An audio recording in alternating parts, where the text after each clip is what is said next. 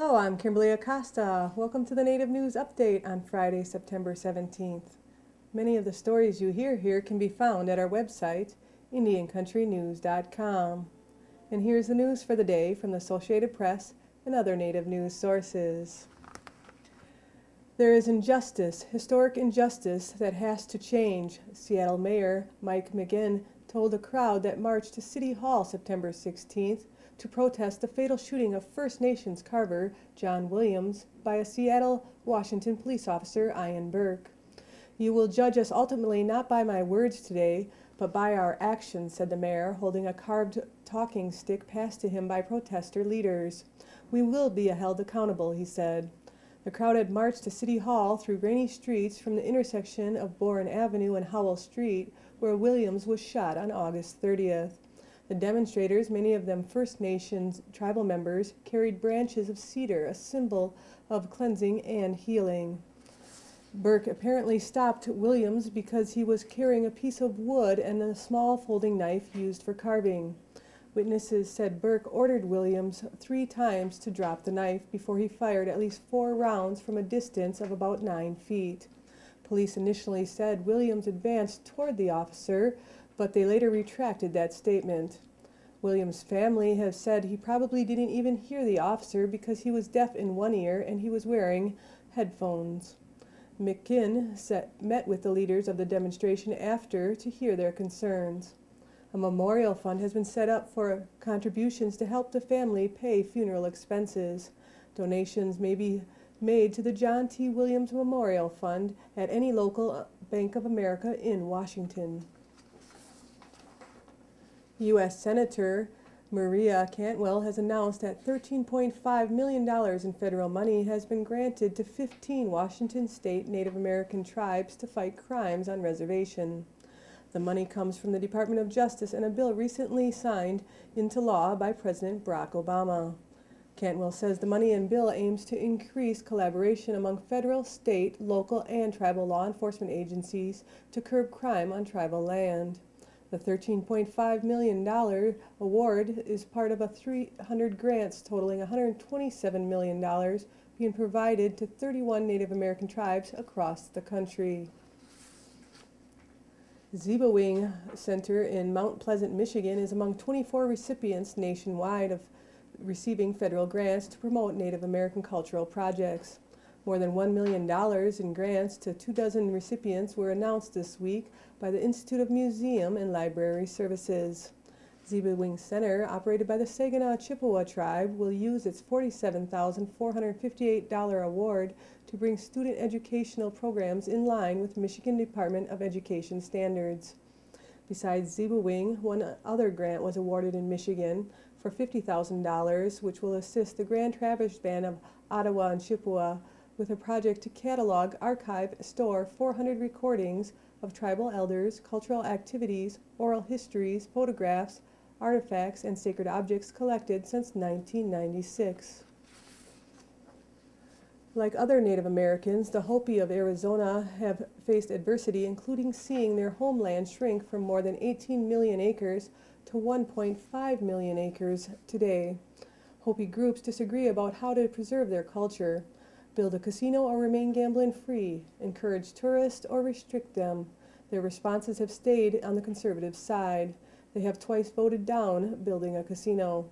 But now, with the support of their tribal government, the Upper Moenkopi have built the first major Hopi Hotel, the Moenkopi Legacy Inn, near Tuba City, Arizona. The tribe hopes to realize its vision of nurturing the land by extending hospitality toward outsiders who might now become friends. For the past year, the Wisconsin Department of Transportation has been working on the reconstruction of U.S. Highway 41. The U.S. 41 project is necessary to meet the future traffic projections and to maintain safety on the highway. Recently, I sat down with Gwen Carr of Wisconsin DOT to discuss the project in greater detail. Hello, I'm Kimberlie Acosta with the Native News Update here with Gwen Carr with the Wisconsin Department of Transportation, and they have a new project that they're working on Highway 41. I want to thank you for joining me today, Gwen. And can you share with us what you guys are doing with this project that you're working with the different tribes across Wisconsin?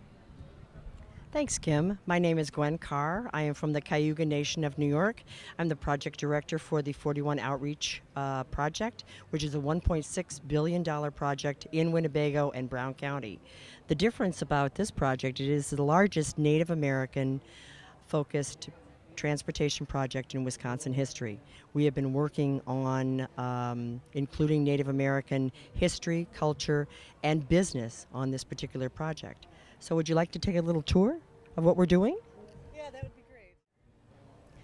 I want to start with some of the community sensitive design that we've been working on for the 41 project. We have been working on the two projects, one in Winnebago and one Brown County. This is one of the the Brown County community sensitive design, where we've been working with the Oneida artists. This is one of the areas of the community sensitive design where we have incorporated, with working with the Oneida artists, the traditional Thanksgiving address, which is one of our very important ceremonial times of the year. And we have included the motifs of Elder Brother, Grandmother Moon, various different pieces on the Oneida Reservation, because on the 41 project in Brown County, the 41 corridor runs right smack through the Oneida Reservation.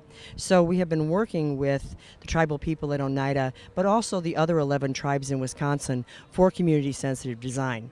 So let's take a little walk, and you can see the rest of the project.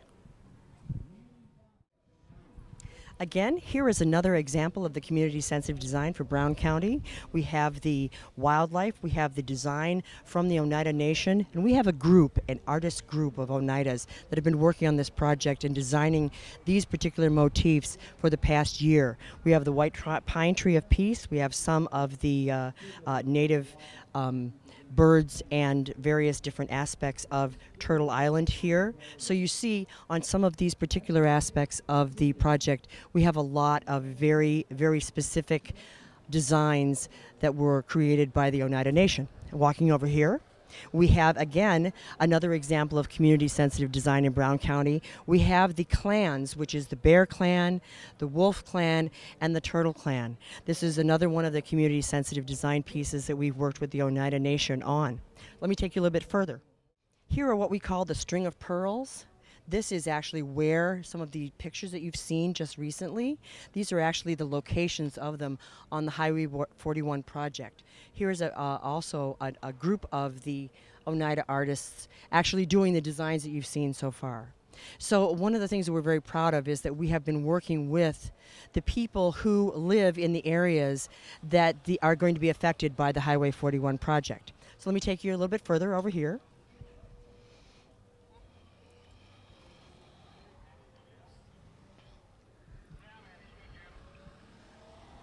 This is one of the other pieces of community-sensitive design that we have used on the Oneida Reservation in Brown County. And you can see we have the elements of the sun and the moon and the water and the wind and the animals, the bears and the various deer, etc., etc. So these are pieces that go on either side of a bridge or underneath a bridge, where people will be able to walk and see the native motif of the particular areas. So, but that's not the entire story of what the 41 project is all about. We have many, many other aspects of the 41 project that are equally as important as the community-sensitive design piece that we've done. Part of what we are doing is we have an outreach office that is on Packerland Avenue that is within the boundaries of the Oneida Reservation. And one of the reasons why we do that is we are doing outreach and development of Indian businesses. And not only are we doing Indian business development, but we're also working with tribal people themselves on the project. So we're very proud of some of the people that have been working on our team. So let me show you a couple of the pieces that we've developed for this project and introduce you to some of the team. This is the Winnebago County section of Lake Butamore. And so you will see as we go further what the design motif of this particular project is. But let me introduce you to one of the project team members who has been involved in working on this project since the very beginning. Excuse me, I'd like to introduce Jeff Johnson. He's from Potawatomi. And Jeff, why don't you take us through some of the design elements of this particular project? Perfect, would love to. Thank you, Gwen. As Gwen had said, I'm one of the I'm one of the engineers on the project itself and been working with the Highway 41 project for about 2.5 years. This model in front of you is the Lake Butamore rendering. It shows basically between in Oshkosh, between the Highway 21 interchange and the Highway 45 interchange right there. It's going to be 4 lanes both ways across the causeway, and the reasoning for the increase and the improvement of the infrastructure itself is for to accommodate the basically the increased traffic demand over the next 20-25 years. Construction has started on it, and they're basically projecting the completion to be right around 2016, 2017. And as you look behind us, there's a rendering that's been done of the CSD across Lake Butamore itself. I don't know if it's going to show up very well, but this has been a great piece that illustrates the proposed finished structure itself and how the development should look. This has been met with a lot of positive reaction. People get a chance to actually see the improvement and understand firsthand what it's going to look like. This next model is the Brown County section, and as you can tell through the improvement itself, it shows the Highway 29 interchange and the 41 through itself. Very detailed, oriented. They've spent a lot of time making sure that the scale was correct and looking at where the placement of the existing buildings are and the homes. It's been very successful to this point. So we're just trying to highlight the consultation at the DOT and the extent at which the DOT has gone through and tried to work with the tribes for the community-sensitive design, and also the public outreach, which is very much appreciated. And that's about it. I'll hand it back to Gwen.